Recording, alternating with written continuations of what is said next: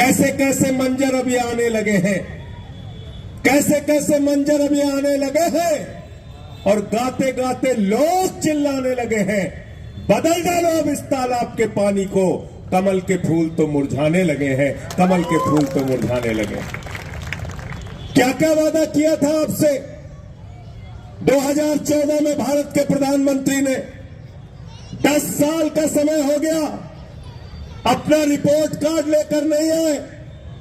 चुनाव आया तो बिल्कुल ठीक कहा गोपाल इटालिया जी ने, हिंदुस्तान की बात नहीं करते, हिंदुस्तान के लोगों की बात नहीं करते, हिंदुस्तान के गरीबों की बात नहीं करते, हिंदुस्तान के दलितों की बात नहीं करते, हिंदुस्तान के पिछड़ों की बात नहीं करते, हिंदुस्तान के आदिवासियों की बात नहीं करते, हिंदुस्तान के 145 करोड़ लोगों की बात नहीं करते, अल्पसंख्यकों की बात नहीं करते, पाकिस्तान याद करते हैं। अरे हम पाकिस्तान से नहीं डरते। भाजपाइयों, तुमको डर लगता है तो पाकिस्तान चले जाओ। कोई डरता है क्या यहां पाकिस्तान से? कोई डरता है क्या? डरते हो यूनुस भाई पाकिस्तान से? आप नहीं डरते ना? ये भाजपाइयों को सबसे ज्यादा डर लगता है। जितना पाकिस्तानी पाकिस्तान का नाम नहीं लेता, उससे ज्यादा नरेंद्र मोदी पाकिस्तान का नाम लेता है। गलत तो नहीं कह रहा हूं? गलत तो नहीं कह रहा हूं? हिंदू मुसलमान, हिंदू मुसलमान, हिंदू मुसलमान। अरे चुनाव आया तो काम की बात करो ना, काम की बात करो। हमारे लड़कों को कहा था तुमने 2 करोड़ नौकरी देंगे हर साल। ये गोपाल इटालिया बैठे, पेपर लीक हुआ गुजरात में, लाठियों से इनके पीठ पे वार किया गया। ईसुदान गढ़वी यहां बैठे हैं, हमारे कार्यकर्ता बैठे हैं, इनको पीट पीट के जेलों में भरा गया। हमने गुजरात के नौजवानों की लड़ाई लड़ी है, इंडिया गठबंधन के लोगों ने, कांग्रेस पार्टी ने, आम आदमी पार्टी ने लड़ाई लड़ी है। हम पूछना चाहते हैं, 2 करोड़ नौकरियों का हिसाब दो। जो पेपर लीक से बर्बाद हुए हैं नौजवान, उनका हिसाब दो। हमसे हिंदू मुसलमान की बात मत करो। गलत तो नहीं कह रहा हूं? गलत तो नहीं कह रहा हूं? नौकरी चाहिए कि नहीं नौजवानों को? नौकरी चाहिए कि नहीं? क्या कहा था? 2 करोड़ नौकरी हर साल देंगे नौजवानों। हमको वोट दे दो, 2 करोड़ नौकरी हर साल देंगे। 10 साल में कितनी नौकरी मिलनी थी सुदान भाई? कितने? 20 करोड़। 20 करोड़ नौकरी मिलनी थी। मोदी जी ने कहा 82 करोड़ लोग 5 किलो राशन की लाइन में खड़े हो जाओ। 82 करोड़ लोग राशन लो, 5 किलो, मस्ती से सो जाओ आराम से घर में। आज मैं एक वीडियो देख रहा था, अरे बोले तेजस्वी यादव 10 लाख नौकरी दे रहा है, तो नौजवान का एक मजाकिया तंज भरा वीडियो आया। उसने कहा हमें नौकर नहीं बनना है, हमें 5 किलो राशन लेके मालिक बनना है। ऐसे भक्त हैं मोदी के, ऐसे भक्त हैं। दिमाग से सोचना बंद कर दिया, लोगों का दिमाग खाली कर दिया। मैं आज हिंदू मुसलमान की बात करता हूं और आप ही लोग जवाब देना, भावनगर के लोगों, आप लोग जवाब देना, जोर से जवाब देना, इतने जोर से जवाब देना कि मोदी जी को सुनाई दे। बताओ, इस देश में सबसे ज्यादा हिंदू की आबादी है कि मुसलमान की? जोर से बोलो, सुनाई पड़ना चाहिए मोदी जी को, जोर से बोलो। बेरोजगारी बढ़ेगी तो सबसे ज्यादा नुकसान हिंदुओं का है कि मुसलमानों का? जोर से बोलो, हिंदुओं का। इस देश में सबसे ज्यादा आबादी हिंदुओं की है कि मुसलमानों की? जोर से बोलिए। अरे आपकी आबादी ज्यादा है तो जोर से आवाज तो बोलो। महंगाई ज्यादा बढ़ेगी तो सबसे ज्यादा नुकसान हिंदुओं का है कि मुसलमानों का? हिंदुओं का है कि मुसलमानों का? इस देश में अशिक्षा ज्यादा बढ़ेगी तो ज्यादा नुकसान हिंदुओं का है कि मुसलमानों का? अस्पताल की बदहाली बढ़ेगी तो ज्यादा नुकसान हिंदुओं का है कि मुसलमानों का? है ना? है ना? किसान ज्यादा हिंदू है कि मुसलमान? अगर किसानों को उनके फसल का दाम नहीं मिलेगा तो ज्यादा नुकसान हिंदुओं का है कि मुसलमानों का? है ना? है ना?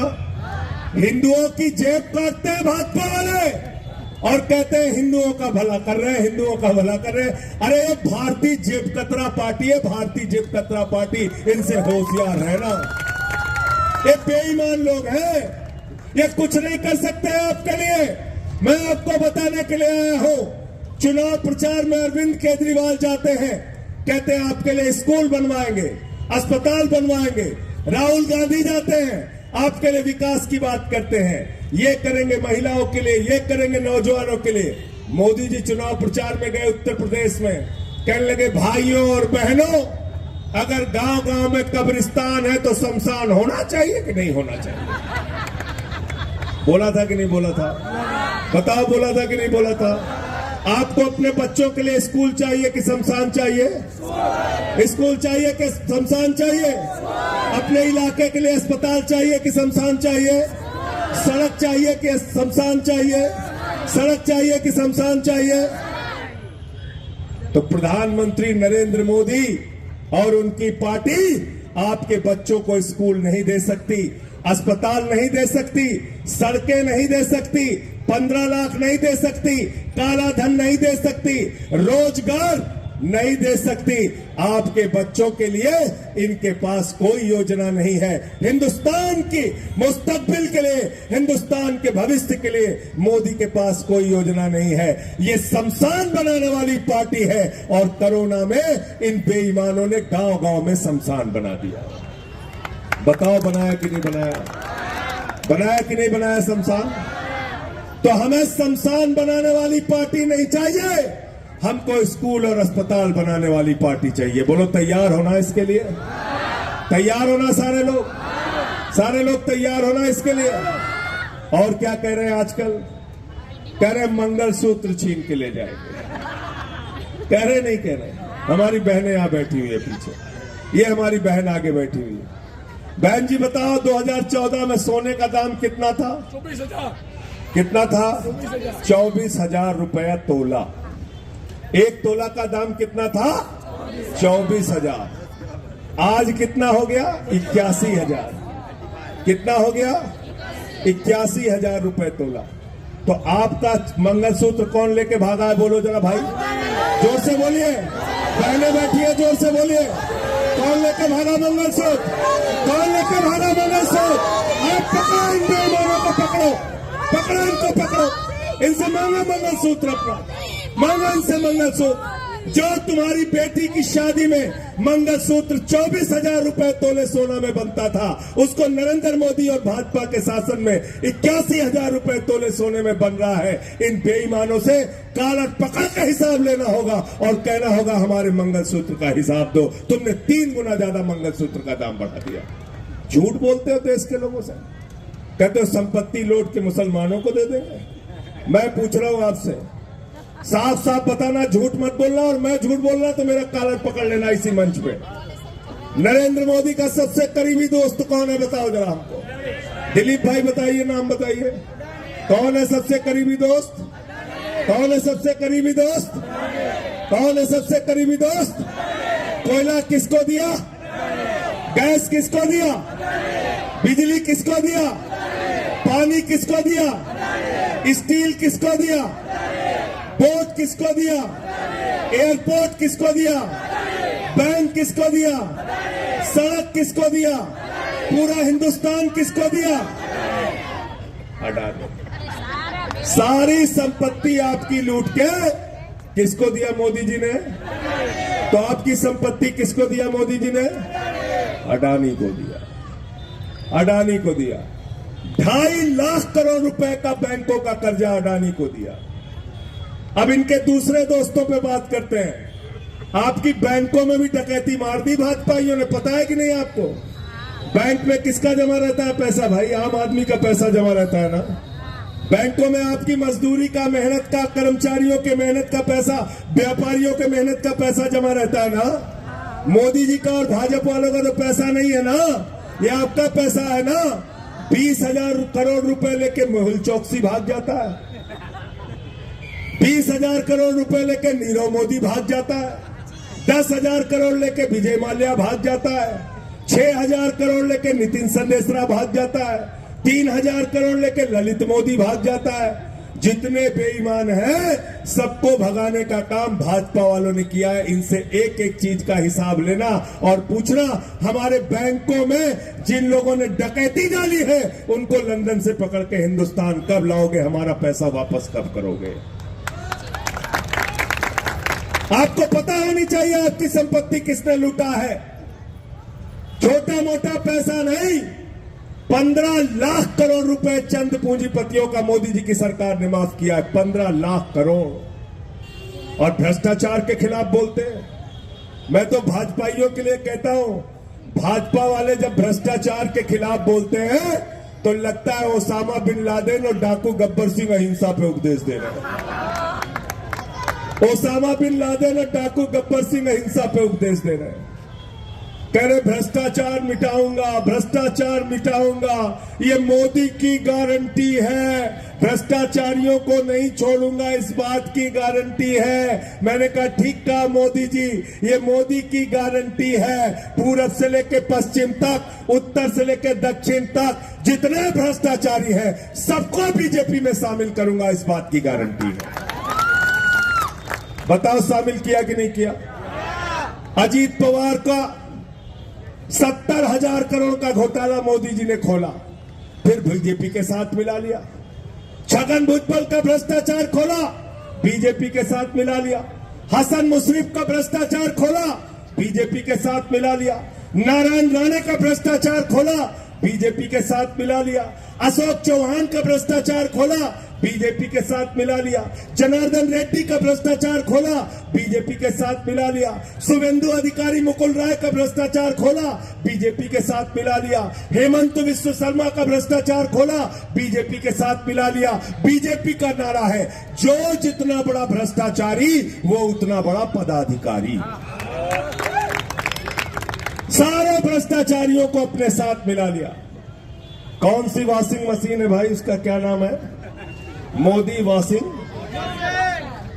वॉशिंग मशीन, सारे दाग चुटकियों में धुले। मोदी वॉशिंग मशीन, सारे दाग चुटकियों में धुले। बड़े से बड़े बेईमान को उसी वॉशिंग मशीन में डुबाते, निकाल के कहते अरे ये तो राजा हरिश्चंद्र है। अब मुझे तो हंसी आती है बीजेपी के कार्यकर्ताओं पे।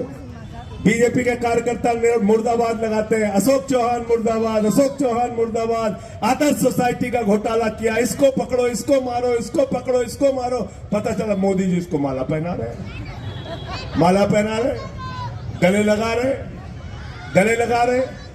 ये पार्टी है भारतीय जनता पार्टी, इसलिए इनके किसी झांसे में मत फंसना। इस बार के चुनाव में आप लोगों को बगैर किसी झांसे में फंसे भारतीय जनता पार्टी के खिलाफ एकजुट होकर एक साथ मिलकर उमेश भाई मकवाना को वोट देना है और झाड़ू पर बटन दबाकर इनको यहां से जिताने का काम करना है। बताओ तैयार हो कि नहीं? सारे लोग तैयार हो ना? तैयार हो ना? और झाड़ू बहुत काम की चीज होती है, झाड़ू बहुत काम की चीज होती है। जानते हो ना झाड़ू काम की चीज होती है? अगर अपने घर की सफाई करनी हो तो क्या चाहिए? पीछे तक आवाज उठाइए। क्या चाहिए? मोहल्ले की सफाई करनी हो तो क्या चाहिए? गुजरात की सफाई करनी हो तो क्या चाहिए? देश की सफाई करनी हो तो क्या चाहिए? और किसी के दिमाग पे भूत सवार हो जाए, भूत उतारना हो तो क्या चाहिए? क्या चाहिए? क्या चाहिए? झाड़ू। देखा ना गांव में अगर किसी को भूत सवार हो जाता है, 4 लोग उसको पकड़ के ओझा के पास लेके जाते हैं, ओझा उसको मार झाड़ू, मार झाड़ू, मार झाड़ू, उसका भूत उतार देते। तो इनका भूत उतारने का काम आप लोगों को क्या कर रहे हैं आम आदमी पार्टी के साथ, क्या कर रहे हैं अरविंद केजरीवाल के साथ। दिल्ली के 3 बार के मुख्यमंत्री, 3 बार के लोकप्रिय मुख्यमंत्री जिन्होंने जनता के लिए काम किया, आपके बच्चों के लिए स्कूल बनवाया, अस्पताल बनवाया, सड़कें बनवाई, बुजुर्गों के लिए तीर्थ यात्रा फ्री किया, बिजली फ्री किया, पानी फ्री किया, शिक्षा फ्री किया, इलाज फ्री किया। आज उस आदमी को पकड़ के मोदी जी ने जेल में डाल दिया, जेल में डाल दिया केजरीवाल का। केजरीवाल का संदेशा लेके आया हूं गुजरात के लोगों आपके लिए, उमेश भाई के लिए संदेशा लेके आया हूं, आपसे हाथ जोड़कर विनती करने के लिए आया हूं। केजरीवाल ने कहा है मोदी के जुर्म के आगे, मोदी के अत्याचार के आगे झुकूंगा नहीं, लड़ता रहूंगा। मेरे भाइयों, आप सब लोग जेल का जवाब वोट से देना, जेल का जवाब वोट से देना। कल था चेतर भाई के इलाके में, उनको भी जेल में डाल दिया था, उनकी पत्नी को भी जेल में डाल दिया था। अभी गोपाल भाई से पूछ रहा था, 100 कार्यकर्ताओं को पकड़ के जेल में डाल दिया गुजरात में। आज इस तरह का अत्याचार आप कर रहे हैं। एक आदिवासी समाज के विधायक को, नेता को, उसकी पत्नी के साथ आप भाजपा वालों ने जेल में डाल दिया। एक आदिवासी मुख्यमंत्री को जेल में डाल दिया, झारखंड के मुख्यमंत्री को पकड़ के जेल में डाल दिया। आप इस तरह से तानाशाही से देश को चला रहे हैं। मनीष सिसोदिया जो अच्छे शिक्षा मंत्री हैं, उनको पकड़ के जेल में डाल दिया। स्वास्थ्य मंत्री सत्येंद्र जैन को पकड़ के जेल में डाल दिया। क्या गुनाह है हम लोगों का? क्या गुनाह है अरविंद केजरीवाल का? अरविंद केजरीवाल का गुनाह यह है कि उन्होंने बच्चों को अच्छी शिक्षा का इंतजाम किया। अरविंद केजरीवाल का गुनाह यह है कि भारत की आजादी के बाद पहले मुख्यमंत्री बने अरविंद केजरीवाल, जिन्होंने कहा गरीब के घर में रोशनी तो होनी चाहिए, लेकिन उस रोशनी की कोई कीमत नहीं होनी चाहिए। 200 यूनिट बिजली फ्री देने का काम किया। अरविंद केजरीवाल भारत के पहले मुख्यमंत्री हैं जिन्होंने कहा बस की यात्रा हमारी माताओं बहनों के लिए बिल्कुल फ्री होनी चाहिए। बुजुर्गों के लिए तीर्थ यात्रा का इंतजाम किया अरविंद केजरीवाल ने। और अरविंद केजरीवाल ने ऐसा काम किया कि अमेरिका के राष्ट्रपति की पत्नी हिंदुस्तान आई। अमेरिका के राष्ट्रपति की पत्नी हिंदुस्तान आई। मोदी जी ने कहा चलो गुजरात का स्कूल दिखाते हैं, उसने कहा नहीं देखना। कर्नाटक में सरकार थी, बोले कर्नाटक का स्कूल दिखाते हैं, उसने कहा नहीं देखना। अरे बोले मध्य प्रदेश का स्कूल देख लीजिए, बोले नहीं देखना। अरे बोले योगी जी का उत्तर प्रदेश का स्कूल तो देख लीजिए।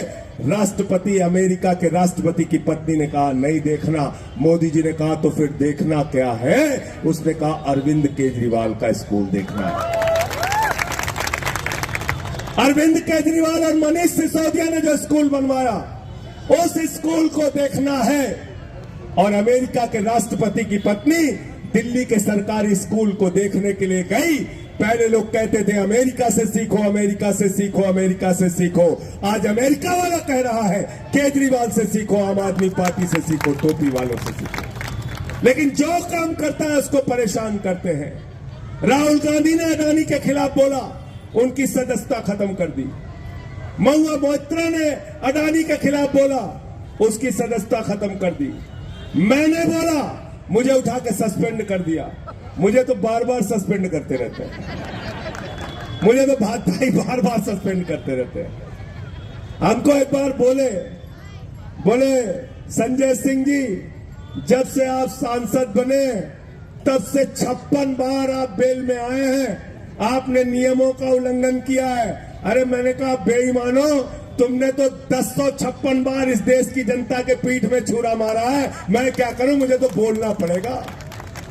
गूंगे लोगों को संसद में मत भेजना, उमेश भाई जैसे लोगों को भेजना जो आपकी आवाज को उठा सके। बहादुरों को भेजना, कायरों को मत भेजना। मैंने मणिपुर का मुद्दा उठाया, बताओ क्या गलती की? मणिपुर में हिंसा हो रही है, आज तक 1 साल हो गया, 1 साल हो गया। एक कारगिल के फौजी की पत्नी, उसको निवस्त करके मणिपुर में घुमाया गया। उस फौजी ने कहा मैंने भारत माता की रक्षा के लिए कारगिल का युद्ध लड़ा, मैंने भारत माता की तो रक्षा कर ली, अपनी पत्नी की रक्षा नहीं कर पाया। इस सवाल को लेकर जब मैं सदन में गया, मुझे सस्पेंड करके बाहर कर दिया गया। किसानों का सवाल था, 3 काला कानून लेकर आए प्रधानमंत्री जी, उस काले कानून के खिलाफ मैंने संसद के अंदर माइक तोड़ दिया। भाजपा वालों ने कहा माइक तोड़ दिया, माइक तोड़ दिया। संजय सिंह ने माइक तोड़ दिया। मैंने कहा बेईमानो, अगर तुम किसानों की हड्डियां तोड़ोगे तो मैं माइक तोड़ने का काम करूंगा। मैं चुप रहने के लिए नहीं आया। गुजरात के भाइयों, याद कर लेना, मोरबी की घटना हुई थी, पुल के भ्रष्टाचार के कारण 150 जिंदगियां यहां पर गई थी। वो सवाल भी मैंने संसद के अंदर उठाया था, याद कर लेना। जब यहां पे नकली शराब से, यही हमारे उमेश भाई के इलाके में 75 लोगों की जान जब गई थी, उस सवाल को भी संसद में मैंने उठाया था। 5 दिन तक मुझे सस्पेंड करके बाहर किया गया। जो इनसे लड़ेगा उसके खिलाफ ये कार्रवाई करेंगे। लेकिन हम कहना चाहते हैं, हम आपसे न डरने वाले हैं न झुकने वाले हैं, लड़ेंगे और जीतेंगे, ये हमारा संकल्प है। 6 महीने मुझे जेल में रखा, 6 महीने जेल में रखा। हर 24 घंटे मेरे ऊपर सीसीटीवी का कैमरा लगा के रखते थे। 4 दिन तक मेरे बाथरूम में सीसीटीवी का कैमरा लगा के रखा। 11 दिन तक मुझे एक सेल के अंदर रखा, बाहर नहीं निकलने दिया। मुझे मेरे मनोबल को गिराने की बार बार कोशिश की गई, लेकिन जिस दिन से निकला हूं, सीना तान के भाजपाइयों से लड़ने का काम कर रहा हूं। इनसे झुकना मंजूर नहीं है। हमको तय करना है कि इतिहास के पन्नों में हमारा नाम किस तरह से दर्ज होगा, बहादुर के रूप में या कायर के रूप में। आज जो लोग भाजपा के आगे घुटने टेक कर उनकी पार्टी में शामिल हो रहे हैं, इतिहास उनको कभी माफ नहीं करेगा। उनको कायर के रूप में याद किया जाएगा, कायर के रूप में। पूरे समाज को विखंडित करना है। हिंदू को मुसलमान से लड़ाओ, मराठा को गैर मराठा से लड़ाओ, जाट को गैर जाट से लड़ाओ, आदिवासी को गैर आदिवासी से लड़ाओ, दलित को पिछड़ा से लड़ाओ। अभी यहां क्षत्रिय समाज का अपमान किया। पूरे भारत का क्षत्रिय समाज का व्यक्ति आक्रोशित है, गुस्से में है। ये क्या करते हो बीजेपी के लोग? यही संस्कार सिखाया जाता है आरएसएस की शाखा में। यही तुम कहते हो कि तुम दुनिया की सबसे बड़ी पार्टी हो। यही सीखते हो गाली गलौज की भाषा, समाज को बांटने की भाषा। इसीलिए तो मैं कहता हूं, ये भारतीय जनता पार्टी नहीं है, ये भारतीय झगड़ा पार्टी है। भारतीय झगड़ा पार्टी, ये झगड़ा करा सकते हैं, खाली झगड़ा करा सकते हैं। अपने मोहल्ले में 4 दिन बुला दोगे, वहां भी झगड़ा करा देंगे। पति पत्नी के बीच में झगड़ा करा देंगे। इनसे सावधान रहना, इनसे सावधान रहना। मैं रूपाला जी से कहना चाहता हूं, प्रधानमंत्री नरेंद्र मोदी जी से कहना चाहता हूं, जो भी लड़ाई लड़ना है क्षत्रिय समाज के लोगों से सीना तान के आमने सामने लड़ाई लड़ो। अगर बहू बेटियों के ऊपर सवाल उठाओगे, अगर बहू बेटियों के ऊपर सवाल उठाओगे तो सूद समेत तुमको जवाब दिया जाएगा, बर्दाश्त नहीं किया जाएगा। हमारा अपमान करो मंजूर है, परिवार का अपमान करोगे कतई मंजूर नहीं होगा। क्या मांगा क्षत्रिय समाज ने आपसे? यही तो कहा कि तुम्हारे केंद्रीय मंत्री रूपाला ने जो अपमान किया है क्षत्रिय समाज की बहू बेटियों का, उसका टिकट काट दो। अरे इतिहास तो पढ़ लो क्षत्रिय समाज के लोगों का, राजपूतों का इतिहास तो पढ़ लो, राजवाड़ों का इतिहास तो पढ़ लो। अरे भाई, यहां पर जहां हम हैं भावनगर में, राजा महाराजा स्वर्गीय कृष्ण कुमार सिंह जी के बारे में बताते हैं। सरदार वल्लभ भाई पटेल का जब आह्वान हुआ तो पहली रियासत जो देश के अंदर विलय हुई, उसकी शुरुआत भावनगर से हुई।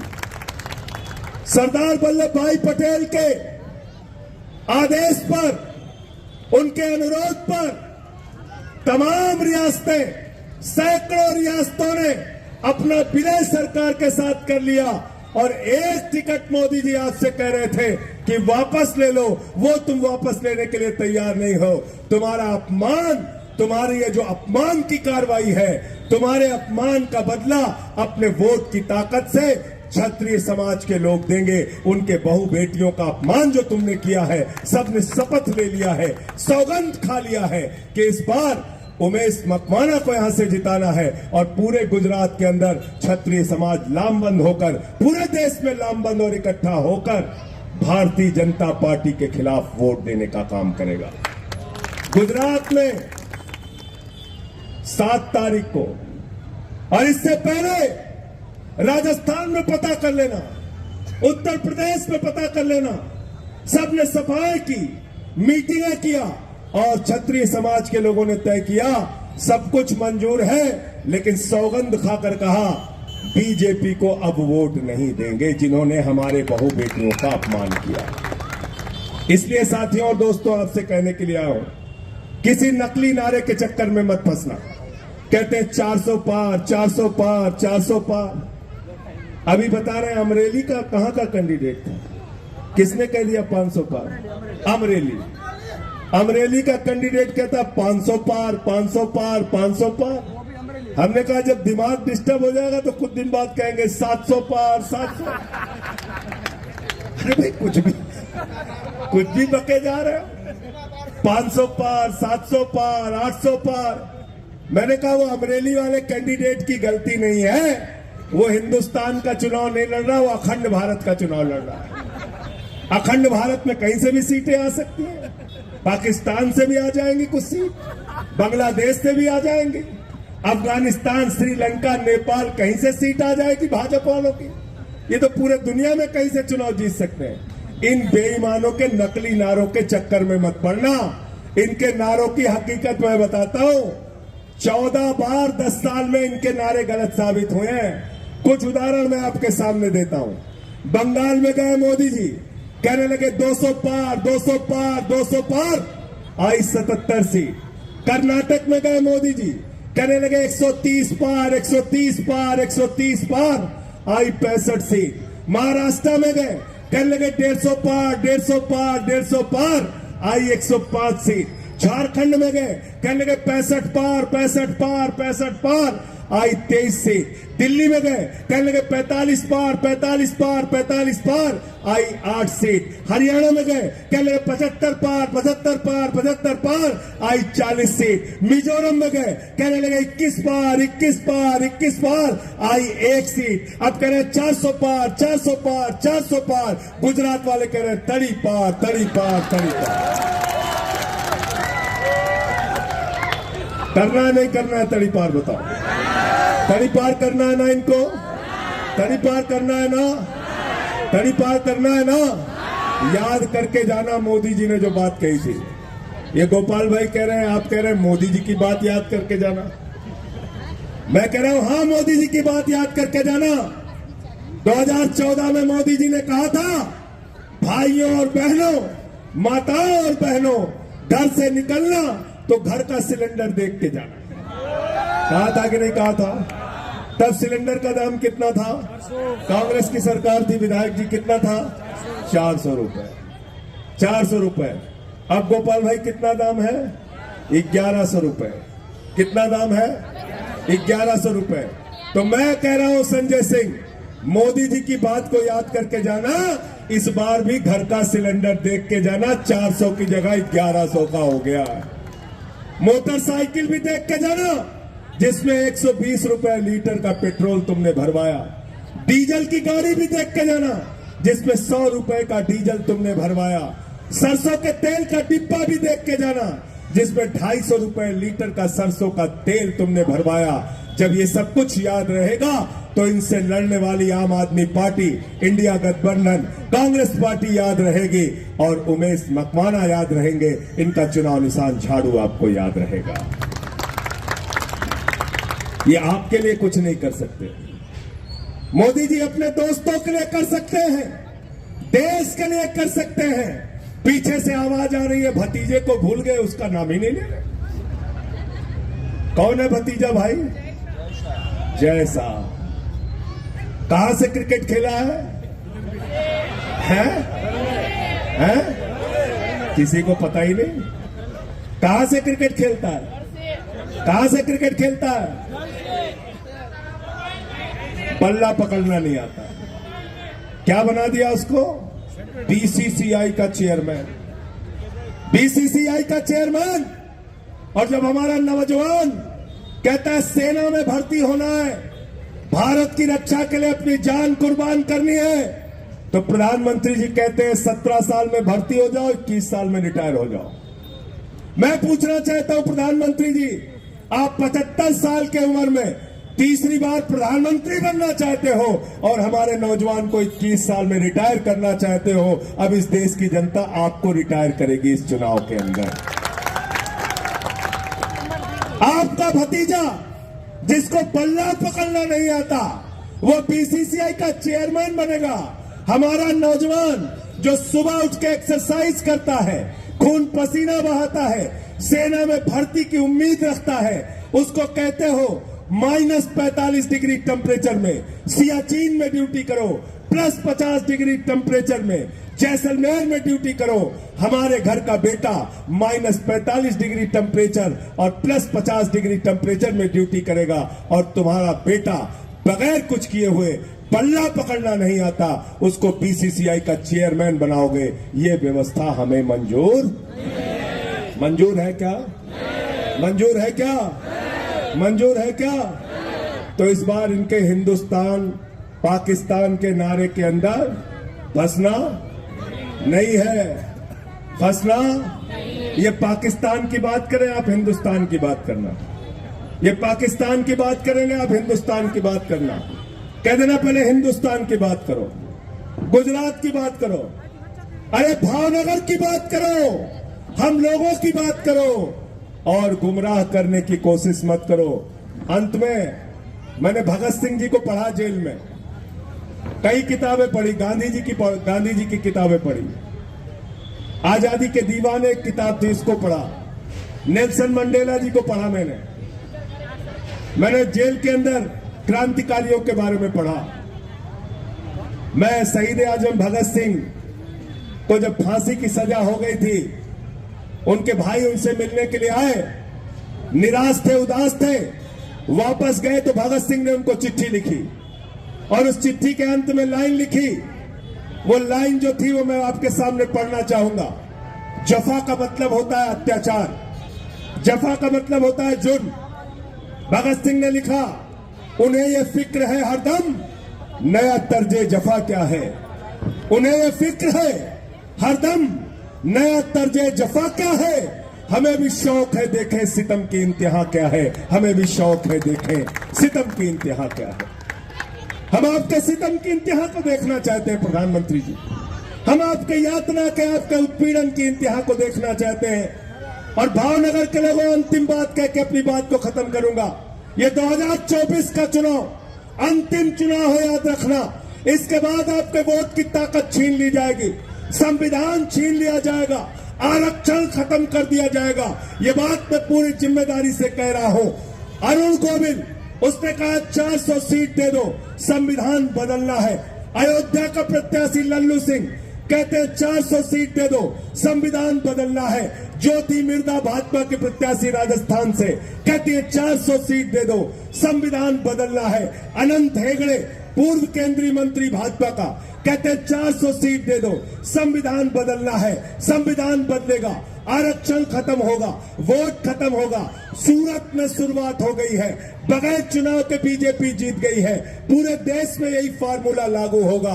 मैं आपसे कहना चाहता हूं, सूरत झांकी है, पूरा देश बाकी है। इस चुनाव को बचाने के लिए, वोट को बचाने के लिए, आरक्षण को बचाने के लिए, बाबा साहब डॉक्टर भीमराव अंबेडकर के लिखे गए संविधान को बचाने के लिए इस बार अपना वोट करना, इंडिया गठबंधन को जिताना, आम आदमी पार्टी को जिताना, उमेश भाई को जिताना। इंडिया गठबंधन की सरकार बन रही है, 300 से ज्यादा सीटें इस बार इंडिया गठबंधन की आएगी, 300 से ज्यादा सीटें इंडिया गठबंधन की आएगी। इंडिया गठबंधन की सरकार बनेगी, और सारे लोग मिलकर, आपसे एक वादा करके जा रहा हूं, ये वादा केजरीवाल जी ने सबसे लिया है, पूरे देश में 200 यूनिट बिजली फ्री होगी। ये हम लोगों का वादा है आपसे। इंडिया गठबंधन की सरकार बनेगी तो पूरे देश में 200 यूनिट बिजली फ्री होगी, फ्री होगी। आप सबका बहुत बहुत शुक्रिया, बहुत बहुत धन्यवाद। अंत में इन्हीं लाइनों के साथ कि ये अमन बिक रहा है, चमन बिक रहा है, गरीबों के तन का कफन बिक रहा है, बाजारों में बहनों का तन बिक रहा है। यारो बुरा न मानो तो कह दूं, इन बेईमानों के हाथों वतन बिक रहा है, इन बेईमानों के हाथों वतन बिक रहा है। इस वतन को बचाने के लिए हम सबको एकजुट होकर इंडिया गठबंधन को वोट करना है, झाड़ू को वोट करना है, उमेश भाई को वोट करना है। बहुत बहुत धन्यवाद कांग्रेस के लोगों का, सीपीएम के लोगों का, सीपीआई के लोगों का, आम आदमी पार्टी के कार्यकर्ताओं का, और आप सबका जो इतनी देर तक सभा में मौजूद रहे। बहुत